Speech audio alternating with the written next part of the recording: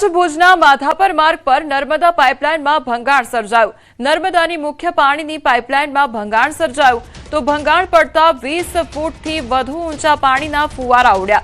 વેડફાટ થતા પાણીમાં વાહન ચાલકોના વાહનો જે હતા તે પણ ધોવાઈ ગયા હતા। નર્મદાનું પાણી વેડફાતા લોકોમાં રોષ ફાટી નીકળ્યો છે। ભંગાણને પગલે મોટી માત્રામાં પાણીનો વેડફાટ થયો છે।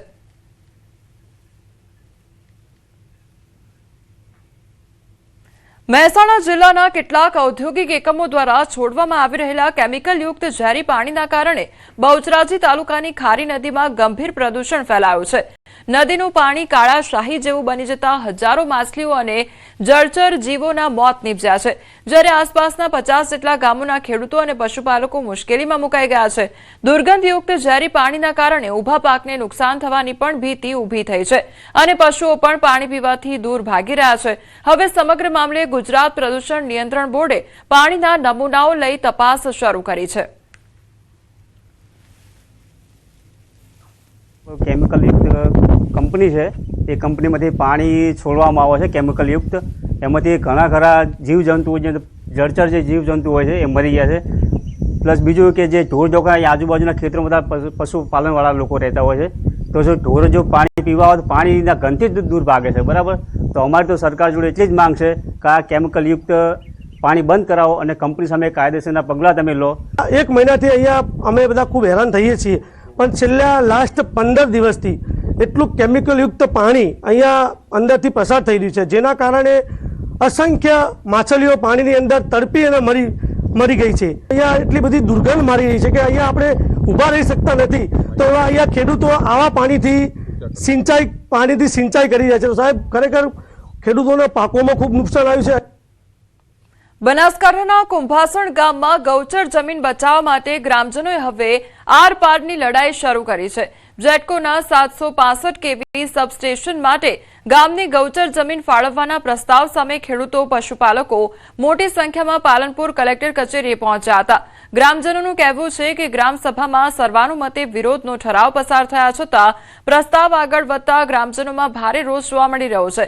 ગૌચર બચાવો, પશુધન બચાવોના નારા સાથે ગ્રામજનોએ વહીવટીતંત્રને આવેદનપત્ર પાઠવી ગૌચર જમીન બચાવવાની માંગ કરી છે। સ્થાનિકોનું કહેવું છે કે આ લડત માત્ર એક ગામ પૂરતી સીમિત નથી, આસપાસના ગામડાના પશુપાલકો પણ અહીંની ગૌચર જમીન પર નભે છે। જો રજૂઆત છતાં પ્રશાસન માંગ ધ્યાને નહીં લે તો ગ્રામજનો પોતાના પશુઓ સાથે કલેક્ટર કચેરીએ હલ્લાબોલ કરશેની ચીમકી પણ ઉચ્ચારવામાં આવી છે। અમારા કુંભાસણ ગામે ગૌચરની જમીન જે પંચાયત હસ્તક આવેલી છે, જેનો સર્વે નંબર 9 1281 ને 1570 છે। સદરૂ સર્વે નંબરમાંથી જેટકોને લગભગ 150 વીઘા જેવી જમીન એ અમારા અગાઉના સરપંચશ્રીએ ઠરાવ કરીને આપી હતી, પણ ગામ લોકોનો વચ્ચે વિરોધ થતો સરપંચશ્રીએ ઠરાવ રદ કર્યો છે। ગ્રામસભાએ બી ઠરાવ રદ કર્યો છે। એના પછી આખા ગામની વસ્તી ભેગી થઈ હતી અને ગામ સામૂહિક પણ માગણી કરી છે કે ભાઈ જેટકોને જે આપેલી જમીન છે એ રી આપણે રદ થવી જોઈએ। અને અમારા ગામનું ગૌચર જે અમારી ઘણી પેઢીઓથી એના પર નિર્ભર છે, એનો નિભાવ એના પર ગાયો રાખીને કરે છે, પશુપાલન રાખીને। એ જ ગૌચર જેટકો કંપનીને આપવામાં આવે તો અમારા લોકોનો જે આજીવન જીવિકા છે એને બહુ તકલીફ પડે એવું છે। અમને અમારું કહેવું એમ છે કે અમારા ગામમાં ગોચર બહુ નહિવત છે, નોંધપાત્ર છે। ઢોરોની સંખ્યા વધારે છે, તેમજ આજુબાજુના 10 ગામના ઢોર અમારા કુંભાસણના જરાવ પર નિર્ભર છે, તેમજ ગામમાં પાણીનો બહુ અભાવ છે, માટે ચોમાસું ગામની પબ્લિક પશુપાલનવાળી પબ્લિક ગોચર ઉપર નિર્ભર છે। માટે આ ગોચર જેટકો કંપનીને ફાળવવા માનનીય કલેક્ટર સાહેબને અમે આવેદનપત્ર આવે કે ગોચર જેટકો કંપનીમાં ફાળવવામાં ના આવે। રાજકોટના ગોંડલ ખાતે શ્રી વિઠ્ઠલભાઈ રાદડિયા જૂથ સેવા સહકારી મંડળી લિમિટેડની 54મી વાર્ષિક સામાન્ય સભા ભવ્ય રીતે યોજાઈ।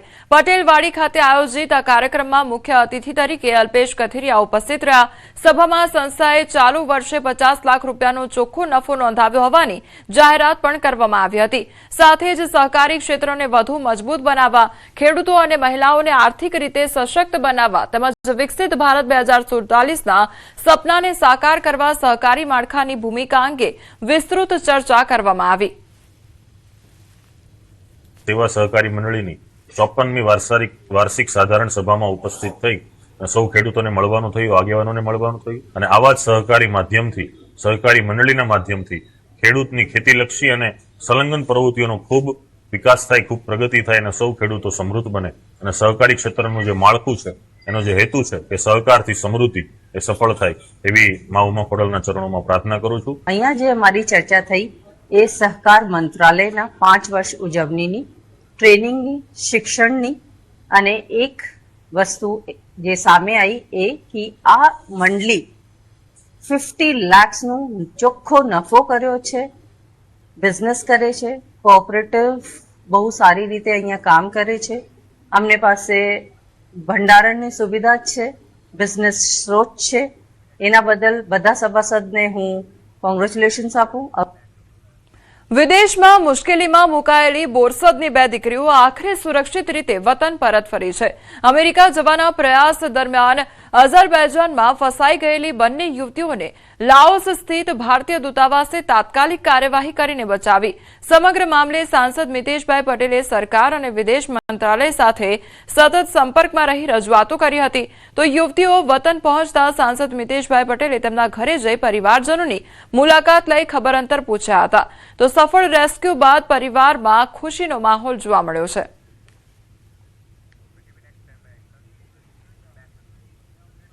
ગીર સોમનાથના ગીર ગઢડાના થોરડી ગામે દીપડાના હુમલાની વધુ એક ઘટના સામે આવી.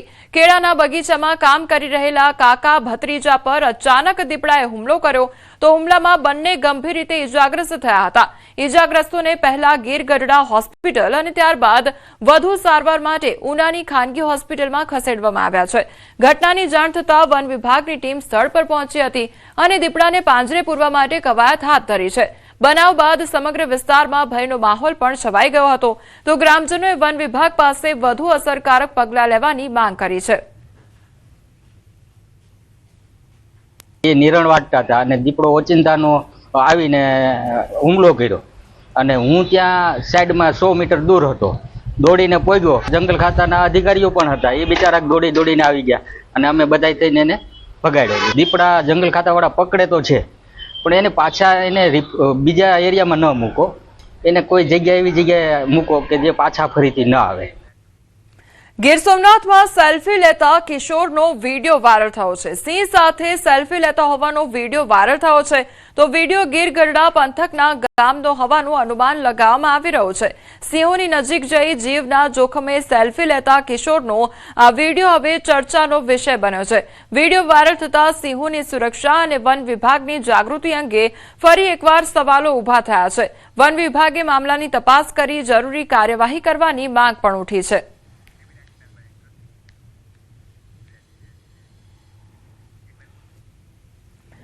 તો ગીર સોમનાથની આ ઘટના સામે આવી છે કે જ્યાં સિંહ સાથે સેલ્ફી લેતો હોય કિશોર, તે પ્રકારનો વિડીયો વાયરલ થયો છે, જેના કારણે વન વિભાગની કામગીરીને લઈને પણ અનેક સવાલો ઉઠી રહ્યા છે.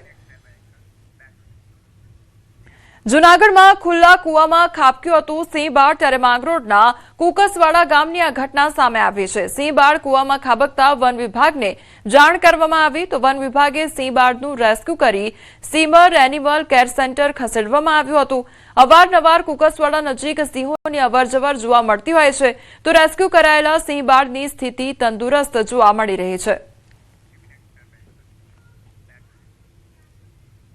અરવલ્લીના મેઘરજ શહેરમાં રખડતા આંખલાઓનો આતંક સતત વધી રહ્યો છે. એક જ દિવસમાં 2 અલગ અલગ સ્થળે આંખલાઓ વચ્ચે ભયંકર જંગ થતા સ્થાનિકોમાં દહેશત ફેલાઈ ગઈ હતી. રહેણાંક વિસ્તારમાં થયેલા આંખલાઓ વચ્ચે યુદ્ધ જેવી સ્થિતિને કારણે લોકોમાં ભારે ભય જોવા મળ્યો હતો. મુખ્ય બજાર માર્ગ પર આંખલાઓ બાખડતા રસ્તા પર પાર્ક કરેલી એક બાઇકને પણ નુકસાન થયું. અવારનવાર થતી ઘટનાને પગલે સ્થાનિકોમાં તંત્ર સામે રોષની લાગણી જોવા મળી રહી છે. લોકોનું કહેવું છે કે કોઈ મોટી દુર્ઘટના સર્જાય તે પહેલા તંત્ર તાત્કાલિક કડક કાર્યવાહી કરે તે ખૂબ જરૂરી છે. આળસ ખંખેરીને કામે લાગી જાઓ, અધિકારીઓને આ ટકોર કરી છે રાજ્યકક્ષાના મંત્રી રમેશ કટારાએ. અને ગોધરા ખાતે યોજાયેલા વિકસિત ભારત સંકલ્પ સંમેલનમાં રાજ્યકક્ષાના રમેશ કટારાએ અધિકારીઓને આળસ છોડી કામ કરવાની આડકતરી રીતે કડક ટકોર કરી હતી. પીએમ મોદીના નેતૃત્વવાળી સરકારની લોક કલ્યાણની વિવિધ યોજનાઓનો ઉલ્લેખ કરતા તેમણે જણાવ્યું કે મોદી સાહેબ જનતા માટે ઘણી યોજનાઓ આપે છે. મંત્રીશ્રીએ જેનું ખાઈએ તેનું ગાઈએ એવું સચોટ દ્રષ્ટાંત આપીને સ્પષ્ટ શબ્દોમાં સંભળાવ્યું હતું કે કામમાં સહેજ પણ આળસ રાખ્યા વિના ફરજ તો પૂરી નિષ્ઠાથી બજાવવી જ પડશે, જેથી સરકારની યોજનાઓ છેવાડાના માનવી સુધી પહોંચી શકે.